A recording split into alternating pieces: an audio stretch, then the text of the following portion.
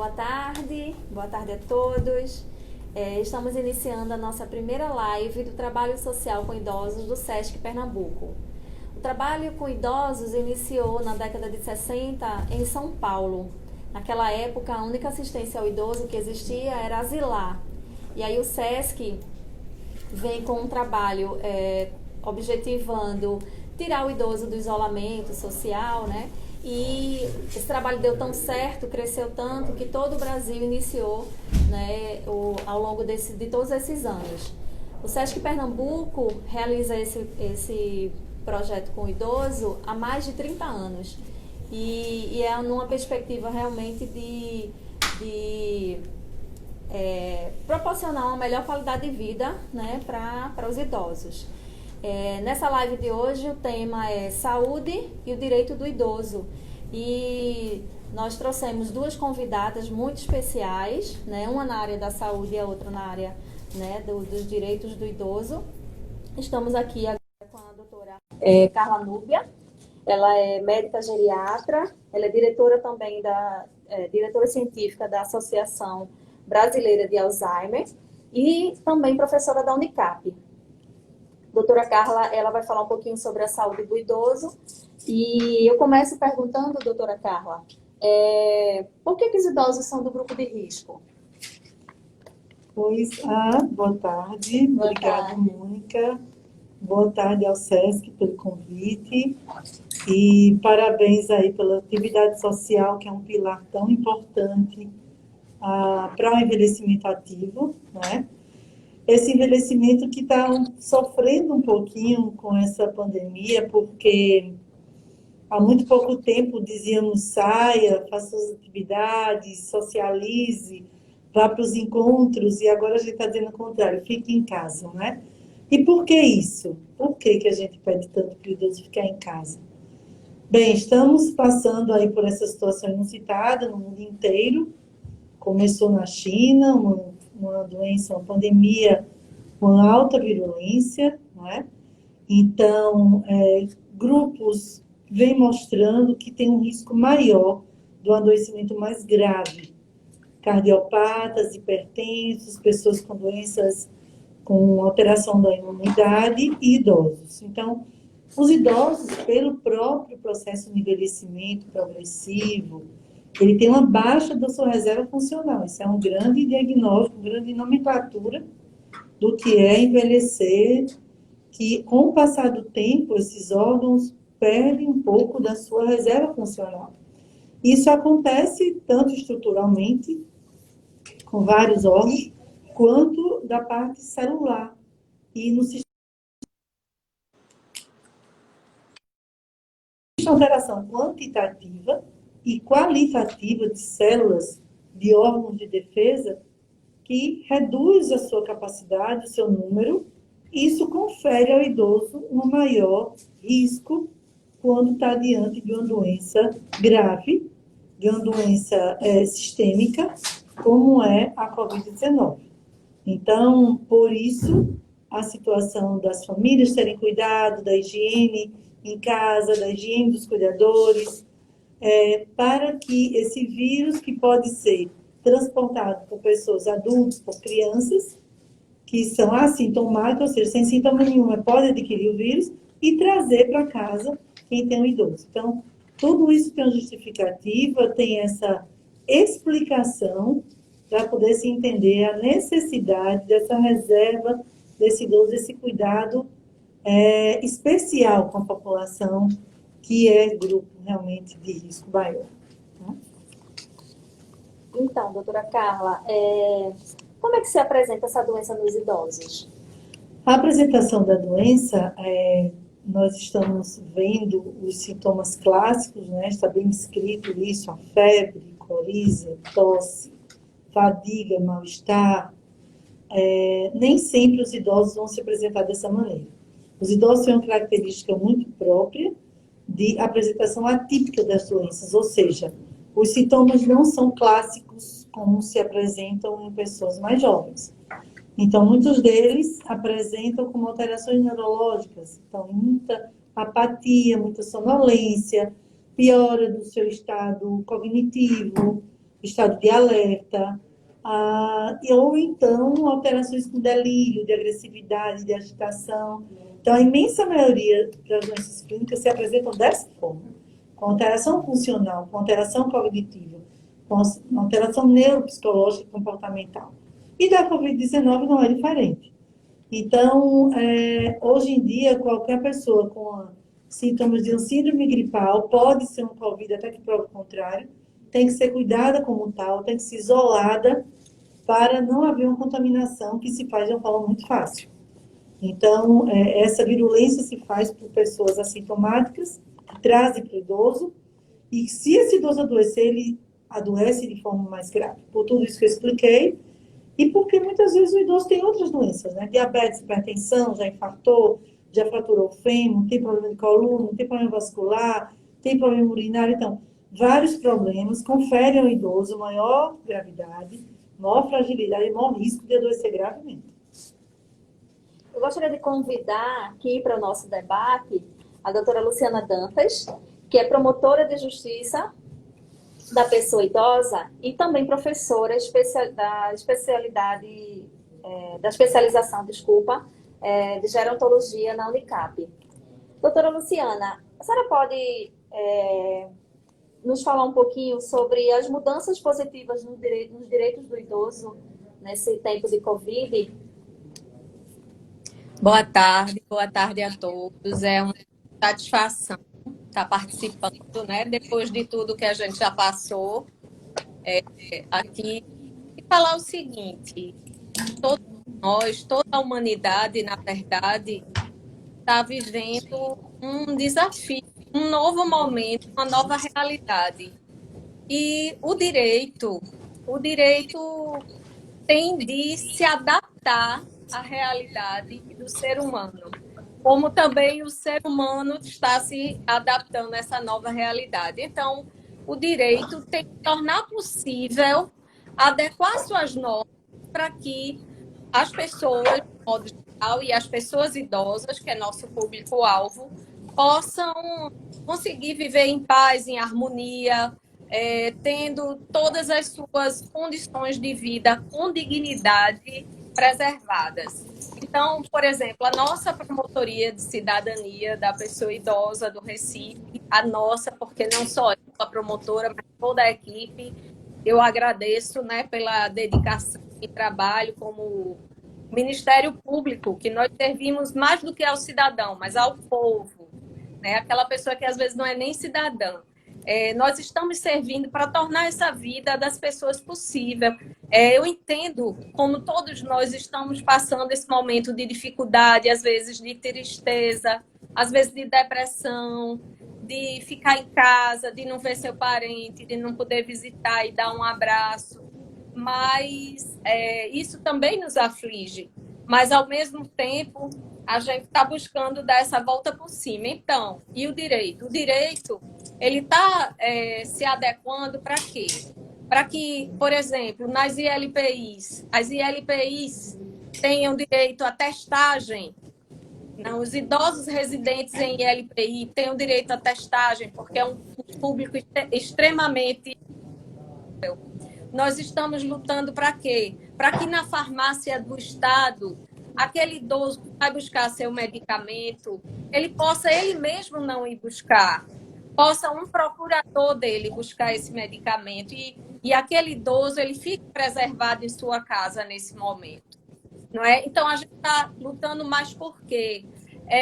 Por exemplo, em alguns estados surgiram normas que colocariam preconceito com idosos em UTIs, o etarismo, que a gente chama.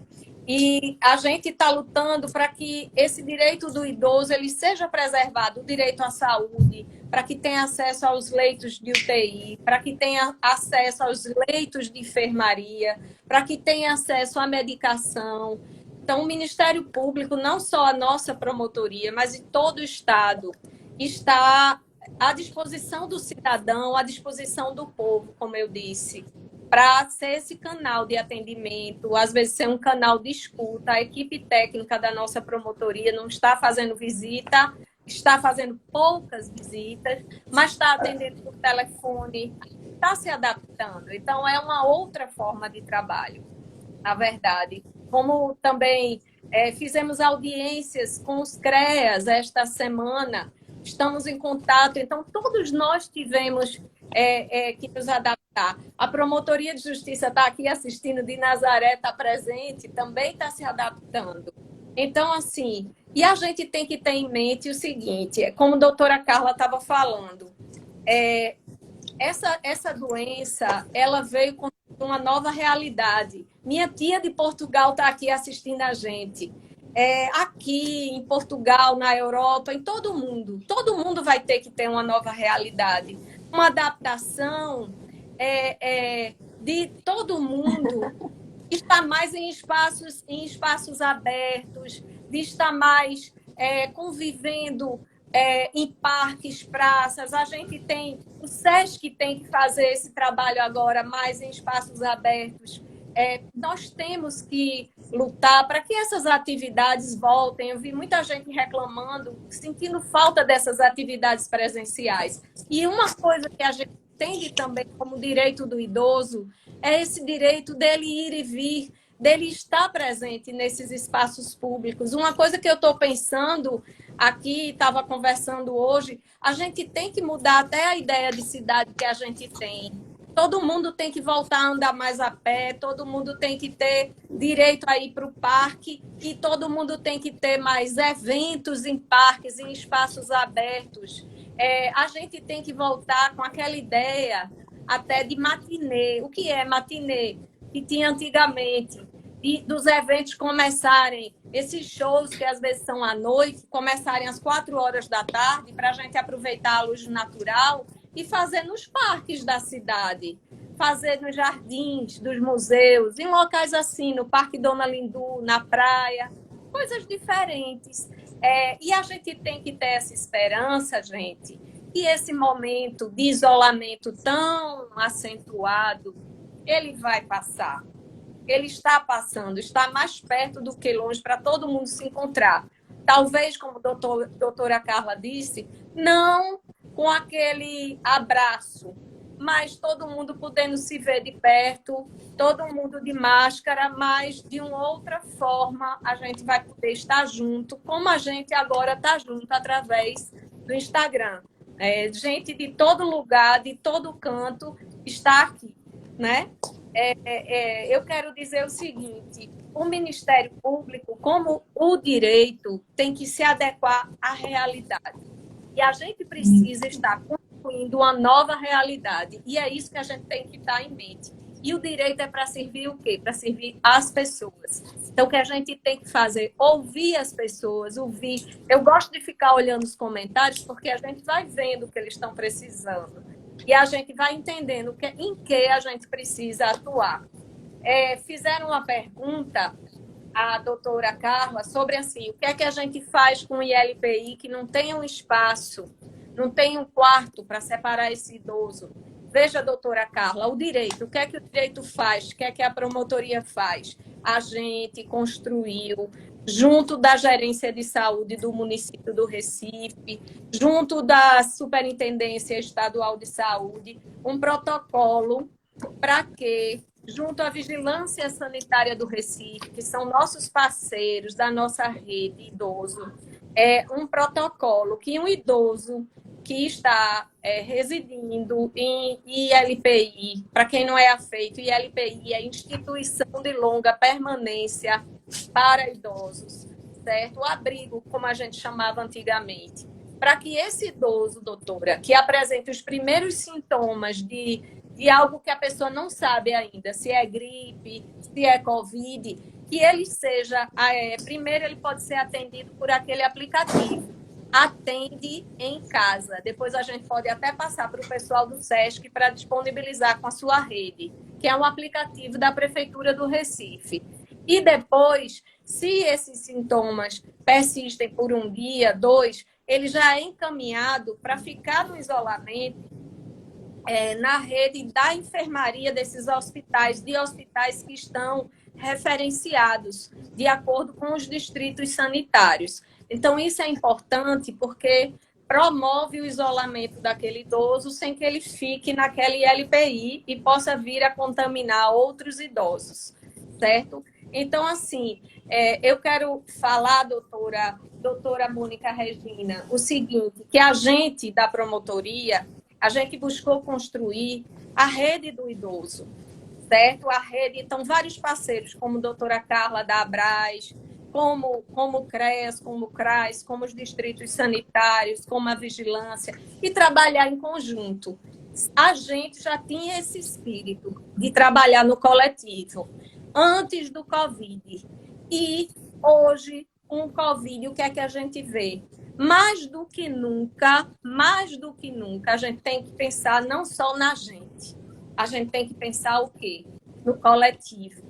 Porque a minha atitude enquanto pessoa pode contaminar muita gente. Então, a gente tem que agir assim, pensando em todo mundo e trabalhar em rede. Então, você que está em casa, dá uma ligada para seu amigo, dá uma ligada para aquela pessoa que estudou com você na infância, que estudou com você há um tempo, que está lá no SESC, dá uma ligada, dá uma telefonada, porque a gente tem que pensar e agir assim, em conjunto com o seu vizinho. Às vezes você não sabe nem quem é o seu vizinho, mas a gente precisa saber quem é o nosso vizinho, ver se ele precisa de ajuda, ver se ele precisa de alguma coisa, certo? Então, isso é muito importante, essa questão desse contato, tá certo?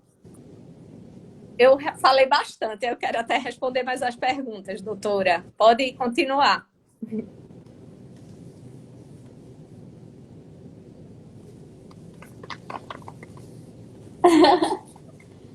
Mas foi ótimo. Foi ótimo, doutora Luciana.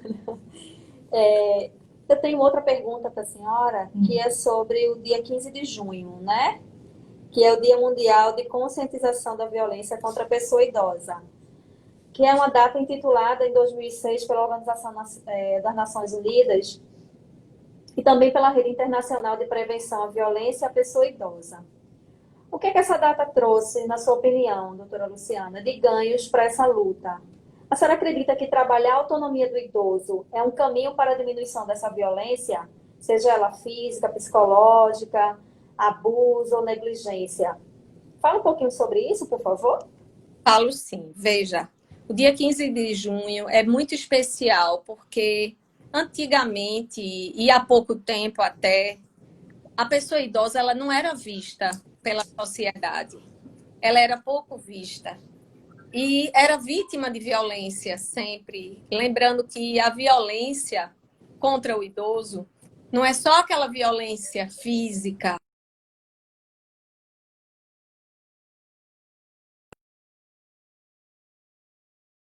De dizer assim, você não é capaz, você não pode, você não consegue aprender a usar o Instagram, certo? Coisas desse tipo, certo? E a gente tem que estar atento a isso, com as pessoas que tentam nos diminuir, que tentam dizer, o idoso, fica em casa agora só, agora depois do Covid é que não sai mesmo. Não, vai sair, vai chegar a hora de sair, e vai sair, e vai voltar, e vai poder andar no espaço público, certo? Na rua, na praça, na praia, certo? Eu mesma quero andar em lugares abertos o mais possível. Então, assim, pense bem. A gente, infelizmente, com esse dia e com a proximidade do dia, a gente, até na pandemia, agora com Covid, a gente foi buscar os dados.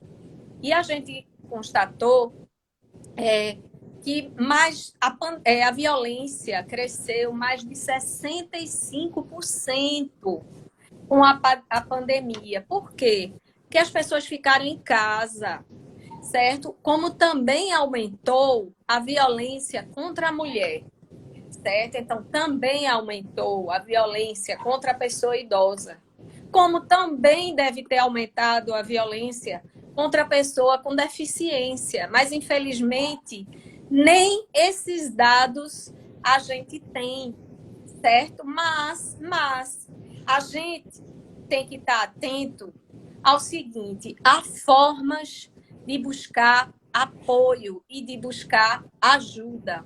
Agora, a gente tem um novo projeto, que é até do Conselho Nacional de Justiça, de violência contra a mulher, e muita gente até esquece que a mulher idosa também é mulher, também vai entrar nessa rede de defesa. Então, lembrem, a mulher idosa que está sofrendo a violência, também, se essa violência é doméstica, é familiar, também pode procurar a delegacia de violência doméstica, certo? E tem um novo projeto que é a pessoa marcando uma cruz na mão, uma cruz vermelha na mão, e quando vai às farmácias, aquele farmacêutico vai estar preparado para saber que aquele sinal na mão é um sinal de que a pessoa está sofrendo violência e vai procurar ouvir aquela pessoa de forma discreta para atender, certo?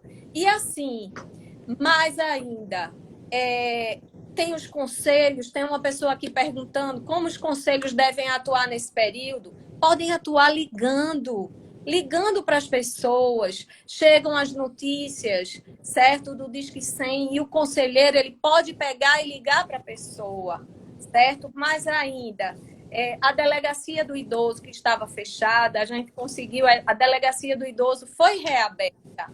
Então, é bem importante isso. Tem o boletim eletrônico de ocorrência. Então, pode ser prestada essa queixa por um boletim de ocorrência. Pode ser prestada essa queixa também através do Ministério Público, entrando no site do Ministério Público, www.mppe.mp.br. Então, é importante a gente utilizar esses canais de denúncia também, através do Disque 100 também, como eu disse. Então, é importante o idoso ter essa ideia. E assim, veja, o importante é o quê? Alguém, discretamente, fala com o síndico do prédio, fala com o porteiro e ir buscar essa ajuda. Fala com a vizinha, fala com a amiga, fala com alguém que consegue ter esse apoio. Então, essa data é importante para trazer a consciência que as pessoas não têm, certo? A gente sabe também que a exploração financeira cresce, que a negligência cresce, mas isso vai continuar. Isso pode ser combatido através da denúncia e através da procura a esses órgãos públicos. Pronto, doutora Mônica. Isso.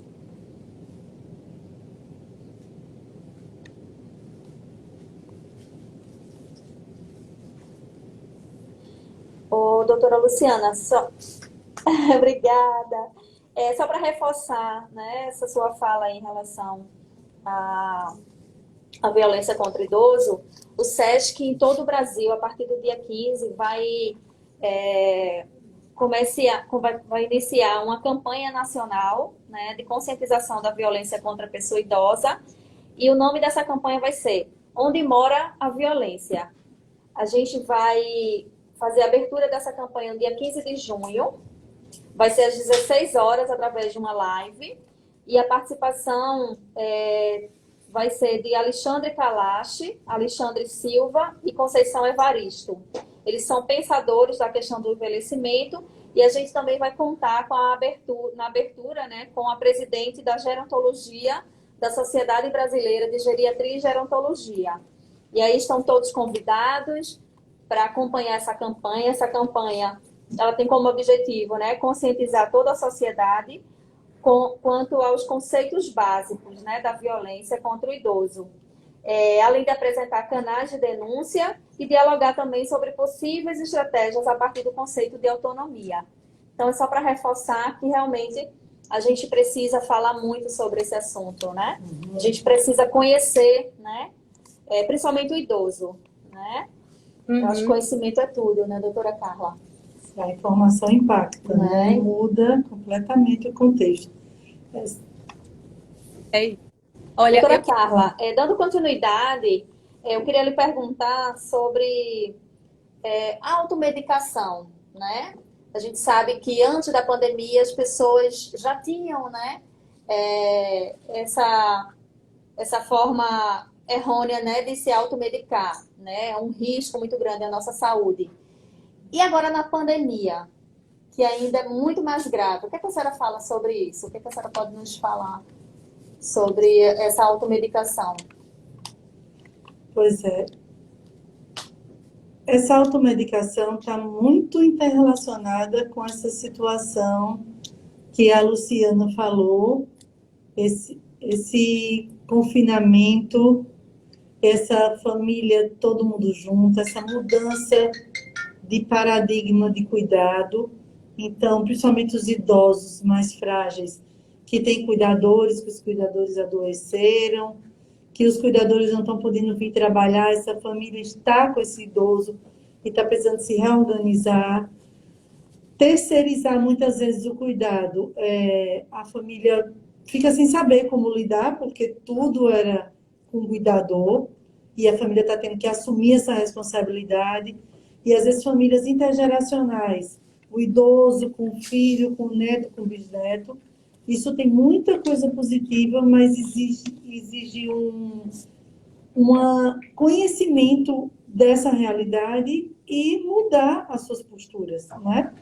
Então, todo mundo trabalhava, ficava o dia todo na escola, na faculdade, e aquele cuidador com aquele idoso, de repente todo mundo em casa. Então, a falta de paciência, a falta de conhecimento, a falta de treinamento para estar com esse idoso, se vê numa situação dessa e gera ansiedade, gera medo, síndrome do pânico. E a respondendo a sua pergunta, tem aumentando realmente muito o número de pessoas com distúrbio de ansiedade, uso de medicação, triplicou, isso é relato das farmácias, relato dos profissionais que precisam fazer essas receitas controladas. Então, nós estamos, infelizmente, com essa pandemia, tendo também um adoecimento mental, psicológico muito grande. É preciso que as famílias, as pessoas entendam bem o que está acontecendo, se insiram nesse contexto.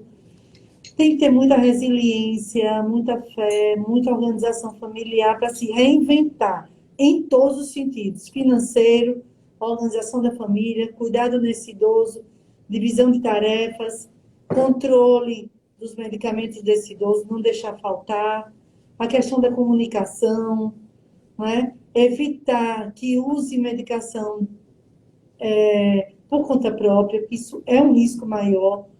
Então, essas outras estratégias não medicamentosas ajudam a aliviar o dia a dia, ajudam a reorganizar essa família para enfrentar essa situação que todos nós estamos vivendo. Cada um na sua situação, uns com mais perdas, menos perdas, alguns ganhos, outros nenhum. Mas, enfim, é uma situação muito individual, mas se não houver uma reunião, um entendimento dessa família e reestruturar, vai gerar, sim, medo, angústia, conflito, mais depressão, mais transtorno de ansiedade, mais uso de remédio e suas consequências, né? Então, o que a gente pede é que todo mundo se reinvente, se reestruture para poder enfrentar essa situação. Exatamente. Chegou uma pergunta aqui de uma participante e ela diz o seguinte: como faço com uma idosa que é especial, que fica junto das pessoas, não usa máscara, não usa álcool gel, ou seja, não se protege, né? E como é que fica a segurança das pessoas que estão convivendo com essa situação, né? E essa é uma situação que realmente nós estamos assistindo na prática. Então, tem muitos idosos que já têm alguma alteração cognitiva, alguma alteração do síndrome demencial, um distúrbio psiquiátrico, e que realmente não entende. A máscara incomoda, a máscara... Ela não entende. Usar máscara, todos nós estamos precisando nos acostumar, e é preciso você ter um fundamento de entendimento para que é aquela máscara. Então, para o idoso, isso fica muito difícil. Então, se ele não faz, os outros membros precisam fazer. Então, é preciso que os outros membros da família mantenham a higiene da sua mão, uso de máscaras para não trazer para esse idoso, não é? Então, se ele não consegue fazer por algum motivo, você vai sempre treinando, sempre tentando, mas se ele não consegue, você tenta conseguir. E fazer dessa lavagem de mãos para ela um momento interessante, Prazeroso. prazeroso. Usar um sabão diferente, um local diferente, um sabonete com alguma forma diferente, isso tudo ajuda para tornar aquele momento lúdico, entendeu? E de repente ele se acostuma, mas estamos vivenciando isso, é uma verdade sim, pessoas com deficiência, pessoas com demência que não entendem o uso de máscara e higiene, se ele não faz, você faz, tá? Toda a família precisa estar contextualizada, todo mundo no mesmo hábito, né? A etiqueta respiratória. Eu gostaria de falar algo Essa sobre. pergunta agora é para a doutora Luciana, né? Doutora Luciana, fale um pouquinho sobre os direitos modificados durante essa pandemia. Sim. Por exemplo, todo mundo sofreu uma limitação no direito de ir e vir. Não é verdade? Todo mundo teve essa limitação. Mas agora está voltando ao normal. Outra coisa, o direito ao acompanhante. O direito ao acompanhante nos hospitais, nas clínicas, né? É um direito do idoso ter esse acompanhante durante a internação. Mas como a Covid é uma doença muito contagiosa, os médicos acharam por bem que não houvesse esse acompanhante. Agora, há casos de pessoas com demência, de pessoas que têm grandes dificuldades, que pode se requerer aos médicos que haja uma flexibilização dessa restrição ao acompanhante. Como também é importante, o próprio Ministério Público lutou para que houvesse aquela comunicação virtual entre o paciente e seus familiares, através dos tablets, dos celulares, das videoconferências, porque exatamente havia muita tristeza dos pacientes em geral, não só idosos, né? Dos pacientes internados que não podiam manter contato com seus familiares, como também dos familiares que ficavam sem saber notícias de seus pacientes internados. Então, o Ministério Público atuou para que houvesse esse tipo de contato e esse tipo de informação, como também que houvesse a divulgação diária das informações, porque no início da pandemia havia muita dificuldade de que a família soubesse até de como estava seu paciente, como ele estava. A gente recebeu na promotoria do idoso informações, pedidos até para saber em que hospital da Rede SUS, para qual hospital da Rede SUS tinha sido levado da UPA a pessoa idosa. E isso nos inquietou muito, mas ainda bem que a gente conseguiu firmar os protocolos para que isso fosse alterado, para que a família recebesse essa comunicação. Então, assim, ainda vamos construir. A gente tem que entender assim, direito é algo em construção. É algo que vai acompanhando a realidade. Todo dia o direito vai se renovando. E havendo a necessidade, o direito vai se alterar para servir a pessoa. Não é nem ao cidadão, é às pessoas. Outra coisa mais que eu queria, eu vi aí algumas perguntas, gostaria de saber como dirigir um idoso a uma residência, porque ele não tem ninguém por ele.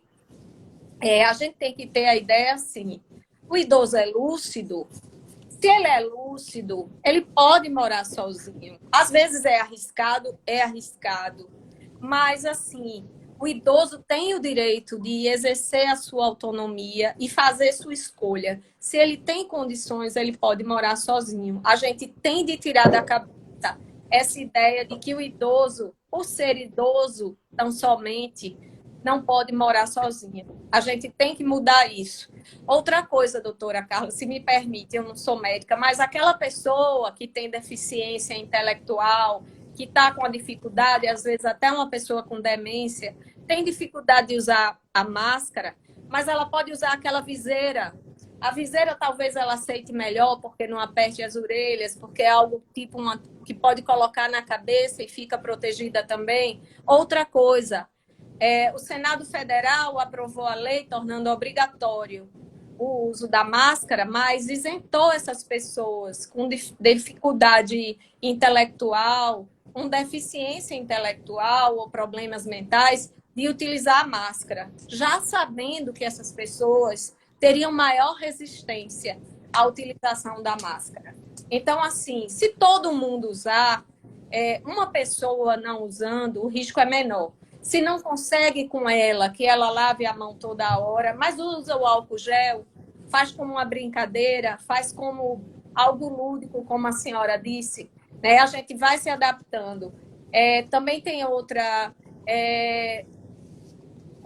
Como fica nesse momento o caso dos idosos que sofrem violência financeira e esse idoso não aceita ajuda? Veja, aí é que está. O idoso é lúcido? O idoso é lúcido? Se ele é lúcido, ele tem o direito, ele, como qualquer adulto, ele tem o direito de ceder o dinheiro dele. Se esse dinheiro está fazendo falta para a manutenção dele, precisa haver uma conversa, precisa haver um acompanhamento, mas o idoso é um adulto como qualquer outro. Se ele tem lucidez, ele pode escolher dar seu dinheiro para qualquer pessoa. Isso aí a gente tem que ter muita clareza. Tratar o idoso não é criança. O idoso é um adulto que tem direito de fazer suas escolhas. E isso é respeito.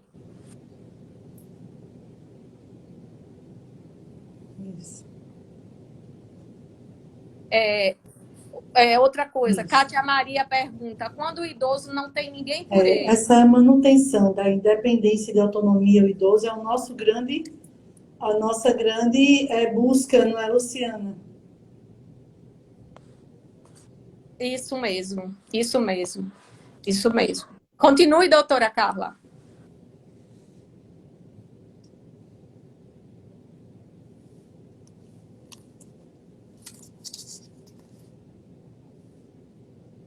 Em relação a você vê que o direito e a medicina como estão interligados, né?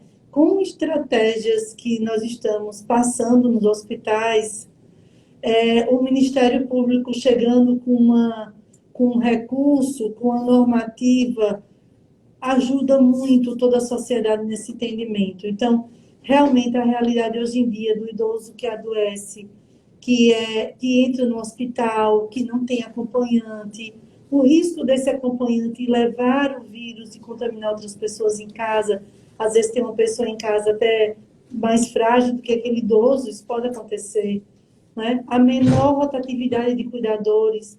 Então, cada caso realmente é um caso. O começo foi muito difícil, sem informação, uma demanda imensa de pessoas, um sistema de saúde que não estava preparado para essa situação de pandemia. As coisas agora estão mais organizadas, já se tem informação. Esse uso da telemedicina, dos tablets, com a visualização da família desse idoso, isso ajudou muito, tem sido momentos até emocionantes, né, dessa família em contato com esse idoso. Né, essa informação mais adequada, dada por um profissional de uma forma continuada, tudo isso tem ajudado. Então, veja que o Ministério Público está crescendo com isso, a saúde está crescendo com isso. Então, são estratégias que vão sendo montadas a todos os dias. Pode ser que amanhã ou depois de amanhã saia um outro documento com outra normativa, sempre com o objetivo de facilitar, de ajudar, de favorecer com que esse momento seja o mais leve possível. Porque realmente está difícil para todo mundo e a gente tenta aliviar a dor, tanto nós da área de saúde, como a Luciana aí na promotoria, são estratégias que ajudam a todos, né? Facilitam o trabalho e fazer com que o sistema dê conta de toda essa demanda. Né? Isso é muito, muito, muito importante, saber que a gente pode contar com tudo isso.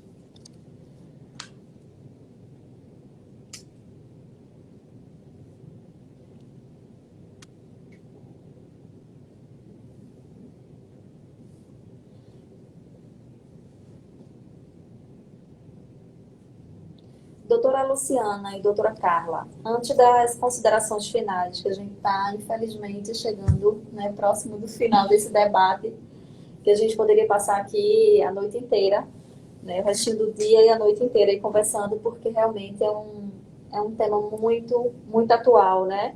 E muito importante aí para não só para os nossos idosos, para todos os idosos daí do Brasil, né, e do mundo, mas também para os familiares, né, que acompanham esses idosos. Mas eu queria só fazer uma última pergunta que chegou aqui para a gente, e depois dessa resposta a gente abre para as considerações finais, né, das duas doutoras. Então, uma pessoa, que eu não sei o nome, mandou, está querendo saber, ela disse que conhece uma família que tem um idoso especial e que precisa de um LPI. Como é que ela pode ajudar? Eu acho que a pergunta é sobre, não sei se agora na pandemia, a dúvida, porque assim, as LPIs, ele procura, né, algum LPI para saber se tem vaga, né, para o idoso. Enfim, aí a pergunta é nesse sentido. Como é que ele pode ajudar? Qual a informação que ele pode estar dando? Se vocês têm, doutora Luciana, se a senhora tem algum LPI que pode encaminhar, enfim, é nesse sentido a pergunta da Pronto. senhora. Veja, a gente requer o quê? Que nesse momento seja feito o encaminhamento para a ouvidoria do Ministério Público, porque aí, dependendo do local de residência desse idoso, vai ser encaminhado para a promotoria respectiva do domicílio do idoso. Como se pode fazer esse encaminhamento? Através do celular até, o número 127, é um número fácil, 127, certo? Isso é o quê? O artigo da Constituição que trata do Ministério Público.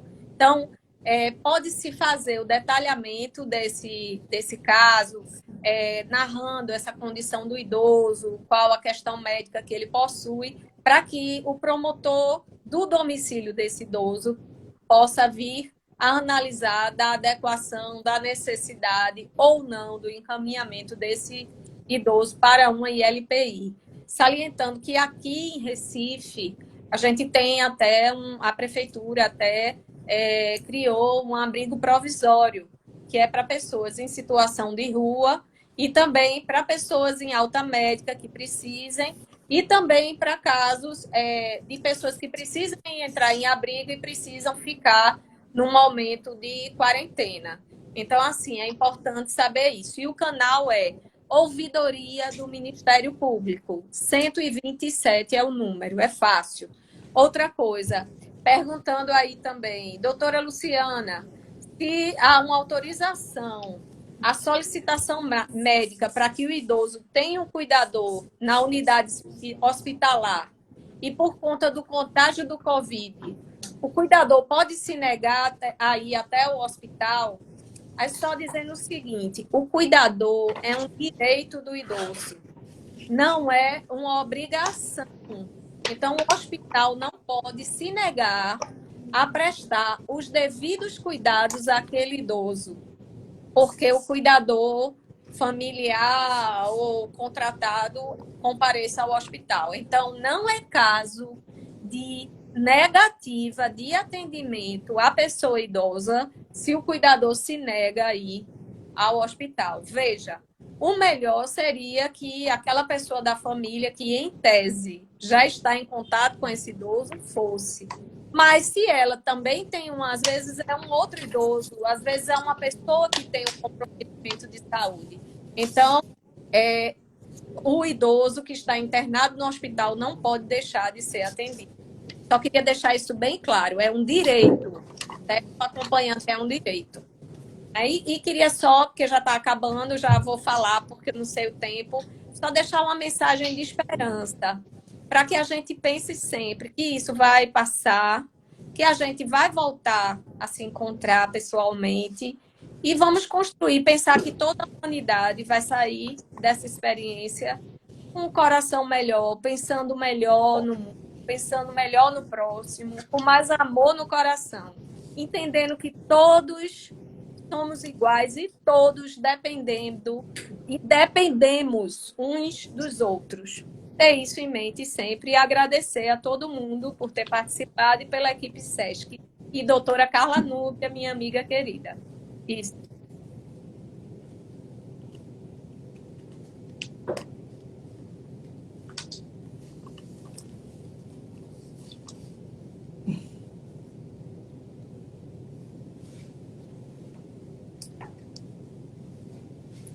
Doutora Carla Núbia.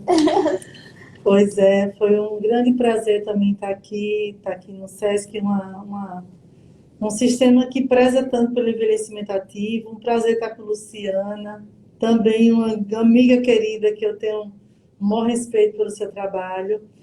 E dizer o seguinte: estamos numa guerra biológica, uma guerra mundial, em que o ponto crucial tem sido a saúde, mas que tem várias consequências emocionais, organizacionais, financeiras, sociais.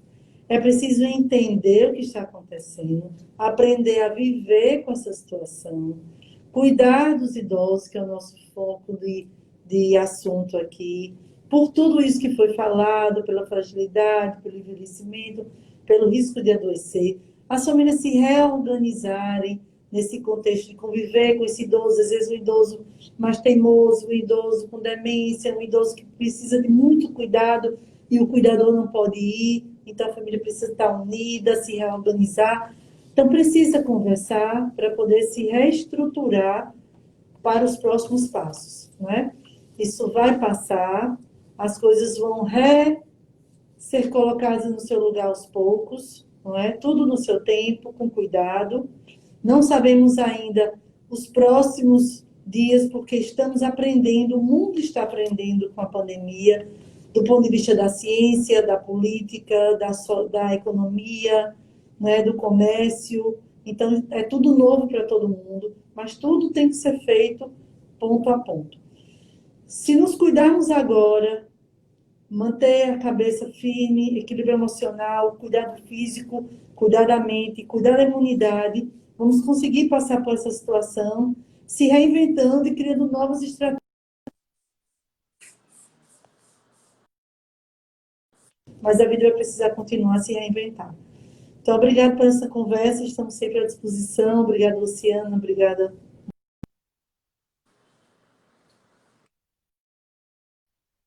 Obrigada. Eu gostaria de agradecer a doutora Luciana Dantas, da promotora do Ministério Público de Pernambuco. Gostaria de agradecer a doutora Carla Núbia, nossa médica geriatra e já conhecida do SESC, né? A gente já fez tanta coisa junto aqui no SESC, né, doutora Carla? E dizer que, assim, foi muito importante a participação das duas, porque esses dois eixos, a saúde e o direito do idoso, né, principalmente agora nesse momento de pandemia, é super importante para a gente estar sempre informando o idoso, os familiares, a sociedade de uma forma geral, né, para que realmente eles possam se proteger, né, e saber dos seus direitos, né, nesse momento tão difícil, né, para todos nós. E eu gostaria de encerrar essa transmissão convidando a todos a participar daqui a pouco, às 18 horas, da comemoração do aniversário dos 30 anos do Grupo Aconchego do SESC de Santo Amaro.